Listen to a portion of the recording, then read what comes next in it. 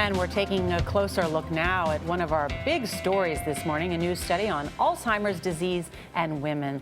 The report from the Alzheimer's Association finds 1 out of 6 women over the age of 65 could develop Alzheimer's.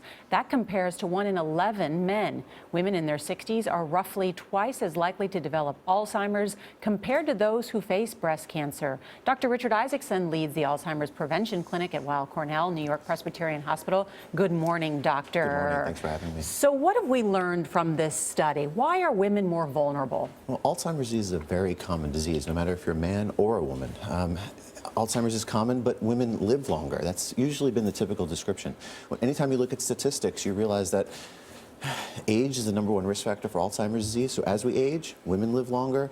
Well, Alzheimer's is more common. Their odds go up. It's as simple as that. Yeah. We spend hundreds of billions of dollars treating Alzheimer's. Are we making any progress in terms of finding a cure? I think we're making leaps and bounds, but I don't think progress is coming quick enough. When it comes to treatment and when it comes to prevention, I think that there are several things that we can absolutely do, but the next 5, 10, 15 years is going to really bring dramatic strides for Alzheimer's disease. And why is that? Well, we've really set the groundwork for understanding what Alzheimer's is when it starts.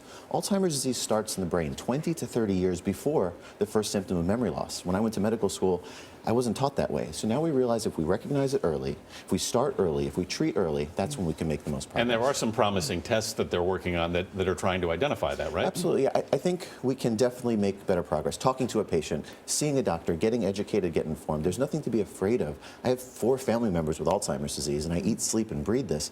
If you have a problem with memory or if you're at risk, see a doctor, get educated, get informed, and talk to a doctor about this. I think what's most alarming about this study is most women think about breast cancer, think about heart disease, and this headline that Alzheimer's is far more likely than breast cancer in women over 60. What can you do to prevent Alzheimer's? There is nothing magical and there's no magic cure or prevention for Alzheimer's, but a multimodal approach. Lifestyle changes, healthy exercise, healthy dietary changes, Mediterranean-style diet, dark cocoa powder, very specific vitamins, getting your blood pressure, your cholesterol in check. There are so many things you can do. Lifelong musical activity, eating berries on a regular basis. Keeping the brain active can prevent Alzheimer's. Absolutely. You can do That's all this. proven, right? You can do all the Sudoku you want. You're just going to get better at Sudoku. But if you do something that's cognitively stimulating, playing a musical instrument, I had to join a band. These are the types of things that can actually build the backup pathways, learning a new hobby, learning a new language. Yeah, right.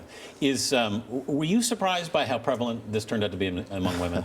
No, I see this every day. You do? Yeah. It's no surprise for me. It's also no surprise that the eldest daughter of a patient with Alzheimer's is usually the primary caregiver. This disease doesn't just affect the patient, it affects the entire family. That's really because women become the caregivers. Yeah. Absolutely. Dr. Richard Isaacson, great to have you here. Thank you so much.